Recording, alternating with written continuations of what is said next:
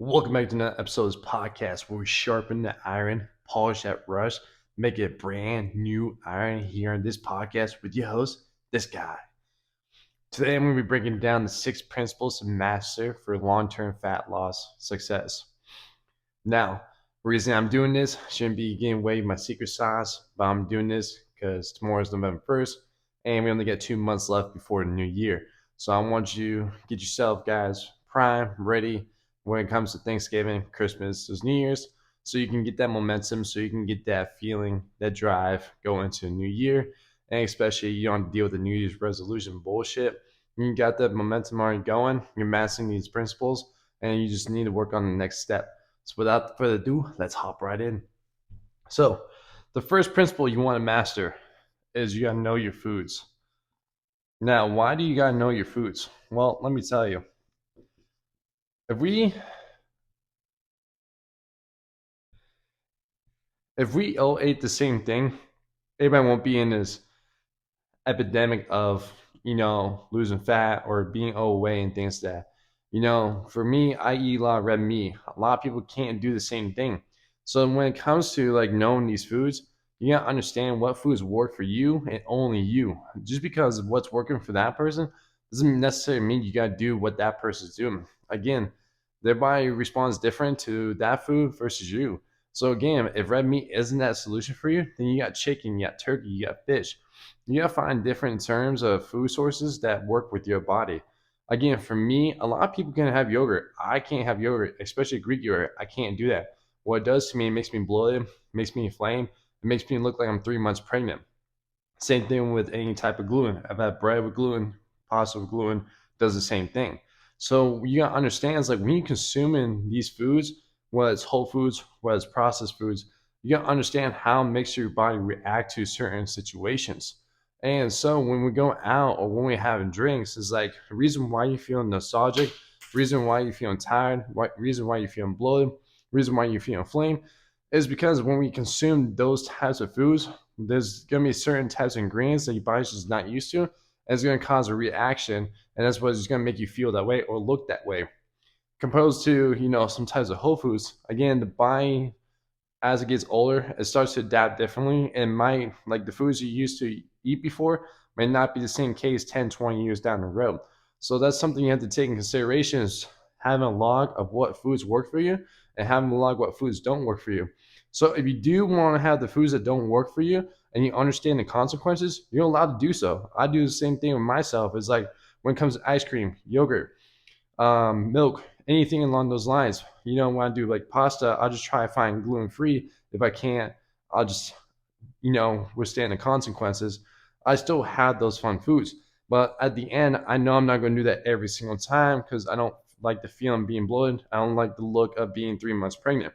So when we start doing those, you got to know the foods. So when you try to have long-term success fat loss, is you can stick to those foods, find different dishes, and you can be feeling great without having the other effects of feeling like shit. Okay, so that's why knowing your foods is very important. Number two, and you're gonna hear me sound like broken record over and over again, but you gotta understand your protein and calories. This is probably the biggest principle you gotta understand and to master is your protein and calories. Because why? Because again, like the reason why the fat is not melting off your body, the reason why you're having that pudgy skin around the love handles is because you're not consuming that amount of protein. You might be thinking you are, but you're honestly not. You're not even close. You're probably 100 grams less than what you should be consuming. And the reason why protein is so important is because it's a thermic effect feed. Meaning, if you consume more protein, you're burning calories because your body got to digest that protein. And it's got to transfer to the muscles to maintain that. And that's why it's also very important because the more muscle you build over time, the more protein consumption you need to help recover, help produce it, and help maintain that muscle. And the more muscle we require, the more your body got to burn calories to maintain that and to look the fullness and to look give that tone, sexy look that you're looking for. So when it comes to protein, we got to understand like how much grams of protein we need to consume. So again, if you weigh 180 and you go to try and get to 160, have 160 grams of protein. Now again, you're gonna have to find different ways based on how many meals you do a day, how many meals. And then once you figure out how many meals you do per day, you gotta figure out how many protein per meal is that. So we're doing 3 and we're doing 160. you're going to have to at least have like 50 to 55 grams of protein per meal to get that 160. So you got to break it down. And the reason is if you're a person that loves snacking, loves junk food, or when you guys go out to eat, you start to indulge yourself, protein is very beneficial because it's very filling. So if you're about to have a snack, have a protein first. That's going to be more filling. So when you go have a snack, if you're a person that's eating like 5 or 6 cookies at a time, you might only eat 2 or 3 because you're more full having the protein first, then having the cookies, as opposed to just going straight for the cookies and not having protein. So it's very beneficial to have protein because it's very filling. And especially if you do go out too, you might overindulge yourself before, but you have protein first, then you go out, you're not going to consume that amount that you were doing before. So that's why protein is very important.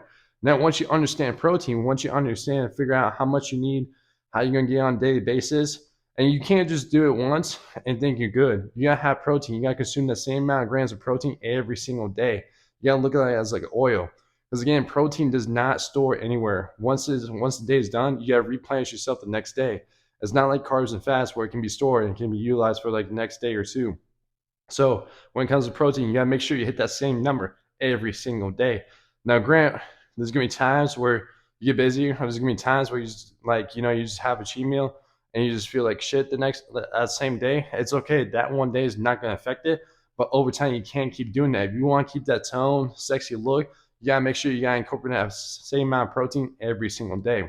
Now, once you master that first half of the principle, now we can move into calories. Because again, there's no point understanding calories if we're not going to have protein.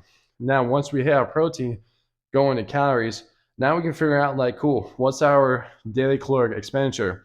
And you can do this based off a calculator. You can find it in MyFitnessPal. Can break it down for you, and MyFitnessPal can give you a roughly idea estimate of how much calories you should be burning on a daily basis based on your lifestyle, your activity, your goals, all that conundrum. So once you figured it out, then you can work yourself up like logging foods, knowing what calories, how much calories you're supposed to eat, figuring out what meals you like, what meals you don't, figuring out what foods you like. Again, goes back to number one, what foods you don't, and just find different ways to tailor to your lifestyle and to your needs that you enjoy for you to hit the calories. Because at the end, it's like once you find your true maintenance, you want to stay there for as long as you can to allow to build that muscle and also to teach your body to reboost that metabolism so you can get yourself in the deficit that you're looking for to lose that weight. And so that's why it's very important to understand how many calories you need because your body is a machine. Your body needs to understand how many calories it's burning on a daily basis, especially when we're not doing anything, just at rest. You need to understand that. And then when you add activity, you're going to need enough nutrients inside your body to supply you that so you can have energy from the time you wake up to the time you go to bed. And this is why it's very important. This is what makes fat loss a lot more easy because once you understand calories and once you understand how much protein you consume and once you understand all your meals and the dishes, then you don't necessarily need to track your calories forever. You just need an idea to get you started. Once you get good at that, then you can check your calories maybe once or twice a month. And if you want to add a new dish into it, you can do so, but you can add it into your list now so you can play around with it and you don't have to track for the rest of your life. So again, understanding protein and understanding calories is why it's the biggest principle to understand for long-term success in fat loss. Now, number three, this kind of goes hand in hand after you get the protein, is you want to do strength training. And now, there's going to be a lot of people out there that's probably only doing cardio. And there's nothing wrong with only doing cardio, but you're not going to get the most benefit from only doing cardio because, again, let's say you were walking on a treadmill for 30 minutes, and let's just say we burn 200 calories. You burn those 200 calories, but once you're done at the treadmill, you stop burning calories. That's it. You're done. So like, if you're only doing cardio, you're getting some benefit, but you're not getting the most benefit as you should. This is why number three, strength training is very important because when we go work out, we're kind of destroying the muscles. We're tearing the muscle fibers up. Now, what happens after we finish that workout session is once we go back, eat, or go about our day, as our body is actually repairing those muscle fibers that we destroy at the gym. So your body is burning more calories to repair that muscle, whatever muscle group you work that day, to get back to its full completeness, the full 100%. So your body is also burning extra calories on top, repairing that muscle. And on top of that, your body is burning more calories to maintain that muscle mass over a period of time. So this is why it's very important that you strength train first, then you do cardio afterwards, Or if you can space out, if you want to do cardio in the morning, strength train at night, you can do so based on your schedule. But this is why it's very important to strength train because again, we gotta build muscle, and the more times we can keep building muscle, and on top of the more times we can hit daily protein intake, that's going to be the two ways to secretly hack your fat loss. Because the more muscle we build, the more calories we burn. The more protein consumption we eat, the more calories burn. You combine those two, that's just a double whammy of calories being burned, and you can consume more calories when you go out to eat and not feel guilty about it. Because again, you're building muscle, you consume protein. Those are two things that goes hand in hand to help you burn more calories, speed up the metabolism, so you can enjoy more foods like that. So you can enjoy your cookies, you can enjoy your ice cream, you can enjoy any type of fun foods you enjoy over time if you strength train. And the way you can strengthen is you can do 3 to 4 times a week. Now again, everybody's schedule is different. You work with your schedule, but 3 to 4 times is pretty much the medium ground to get the best results and things like that. So, but again, it's based off your lifestyle and off your goals. But focus on strength training first, then worry about cardio later. Now, number 4. Now again, going on cardio, I'm more big on getting the 10K steps. Now, there's nothing wrong with like doing cardio like a stair stepper, walk on a treadmill. But if you're just going to the gym and walk on a treadmill, just go outside. Go outside, walk around, get some fresh air, get some sunlight, get some different sceneries if you can. If you can't and you want to walk on a treadmill, hey, so be it. If it's there convenient for you and you know it doesn't want to waste more time, hey, so be it. Go for it. I don't blame you there. But like, yeah, if you just go and go to the gym just to walk on treadmills, like, man, just like go outside, enjoy something different, enjoy the fresh air. But reason I'm like big on like not using like treadmills, ellipticals, stairmasters, is because like you want to use cardio as something more fun and enjoyable. Like if you're a person that's very active, or you're a person that likes to do activity, like you like to do volleyball, you like to do basketball, you like to do like fun stuff with your friends, your family, anything like that that's outdoors activity that it can involve in some type of sport related event. Those are the type of cardio you want to do. Those are the type of things you want to make those cardios enjoyable, fun, and meaningful. And on top is like with walking, getting your 10K steps, you burn calories constantly throughout the day. Unlike the treadmill I talked about earlier, when you're doing for 30 minutes, you only burn that amount of calories and that's it. You're not burning any more. So with you trying to do like 10K steps, if you walk in 1,000 here, 2 hours later, you're walking another 1,000, another 2 hours later, you're walking another 1,000. You're constantly burning like calories as you're doing so. So this is why it's very important to do 10K steps throughout the entire day versus just one session for a length of period of time. Because again, you want to be constantly burning that machine and burning calories as you go through the day. Again, from the time you wake up to the time you go to bed. So that's why it's very important to get the 10K steps. Now, if you're a person that's nowhere close to that and you're only at 2K, start small. Maybe start 250, maybe 500. Get yourself consistent and build yourself over time to 10,000. Now, again, if you need to have a treadmill, go ahead and do so to get yourself a good starting point. But again, just find different times. The best way to get 10K steps is eat a meal, go out for 10 to 15 minutes, walk around, come back. You can get additionally 1,000, 2,000 steps. Just doing so kills two birds with one stone. You ate your meal, you take a walk, and walking is going to help not one, improve digestion, but two, active recovery. So you're feeling sore, you worked out, it's going to help push the blood into the muscles a little bit faster. And also, two, it's just going to help relax the body at the end of the day. Again, it's not that very taxing as well. It's like the lowest taxing on your body there is just walking. It's not putting stress, not putting strain in it. You're just walking around. So that's why 10K step, excuse me. That's why 10K steps is very important to do so, because it's very low strenuous and it doesn't take that much just to walk around using your 2 feet. Now, number 5 is going to be hydration. Now, hydration is very important, and this is a lot of times a lot of people neglect this. Is hydration can help transport nutrients throughout the body. It can help push it down. It can help put solid foods down. It helps able to digest the body or digest the food quicker and things like that. But also on top of that, hydration is very important. It's very important for the skin. You got like baggy eyes, or if your skin's starting to dry up, you dehydrate. And when it comes to hydration, it's just not about water. Yes, water is very important. You want to do half your body weight in ounces. That's how much you should be drinking. But if you're not getting the amount of sodium to replenish the minerals and electrolytes, you're depleting, whether you're through working out, doing cardio, going to the bathroom, all those things like that, you dehydrate yourself off the minerals itself, the electrolytes. So you want to make sure if you're drinking water, you want to replenish those electrolytes at the same time with some type of sodium, about 250 to 500 milligrams per meal to make sure you're staying hydrated on top with having that amount of water consumption for your body weight. So again, this is why it's very important because again, like it's going to keep the muscle fuller. It's going to help you with workouts too because your muscles are going to be more hydrated. It's going to allow to push more weight. It's going to allow you to get most out of it too, especially when you add electrolytes like sodium into it. You're going to get better pump from it. You're going to feel better contraction through your workouts. So hydration is very important when it comes to achieving fat loss. Now, last one, number 6, is managing stress and recovery.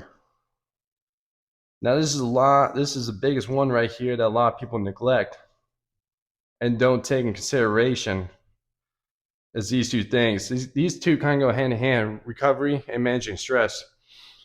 So when we want to manage stress is your body produces a hormone called cortisol. And this is why sometimes it's hard for you to lose weight because your cortisol is so high, it's just storing the extra fat in your body. So because your body has the two nervous systems, it's got like a fight or flight response, and it's got a rest and digest response. So your body's always constantly fighting or flighting every second. Your body's not able to digest that food. So what that's doing is now is like once the body's not digesting that food, it's storing fat in places you don't want to be. So the way you can reduce your stress is meditation, finding places that ease your mind, listening to music, reading a book, doing any coping mechanisms that reduces your stress. Now I get it, it's very complicated. You got a busy schedule. If work is hectic, if you just day-to-day life is just not the way you want to, I get it, but at the same time, try and find different ways so you can reduce the stress. Again, because if you want to lose that fat off that belly or off the body parts you want to, you got to reduce the stress to, again, let that body digest the food and place those nutrients to where it needs to be. Recovery. Recovery is very important. If you're a person training like 3 to 4 times a week, doing 10K steps, eating the food that you need to, recovery is very important. If you're not getting the adequate amount of sleep, you're just really just killing your gains for fat loss. I mean, if you're only sleeping like 4 or 5 hours of sleep like a night, you're not going to get that much benefit from that, and your fat's going to be stored too. It's important to get 7 to 9 hours of sleep because this allows allows the muscles to recover from the day before, and it's going to be able to allow your body to recover just in general a whole being. So for you to be at your best the next day, that's why sleep is very important, and this is why also too, if you go in bed at high stress, you're not going to get that adequate amount of sleep. You might get that amount of sleep, but your body is going to be fighting and flying during that moment of sleep because your stress is so high. So that's why these two go hand in hand. It's very important to reduce your stress, but also get the adequate amount of sleep so you can get the best recovery from your workouts from the entire day so you can feel the next day feeling 100%. So guys, that is the 6 principles to master. So look at these 6 principles, figure out which one you feel you lack in, or if you just want to start from the first one, move yourself down, go for it. But figure out which one you lack in, master that principle first, then move on to the next one, then move on to the next one. Then once you know it, you'll be mastering these 6 principles. At the end, you're gonna have the rest of your life not have to worry about being in calorie deficit because you're doing these 6 principles day in, day out while still enjoying your fun foods, and you not have to worry about gaining extra body fat because you've been doing these 6 principles. So I hope you guys enjoyed this video. Like, comment, subscribe. I'll catch you guys in the next one.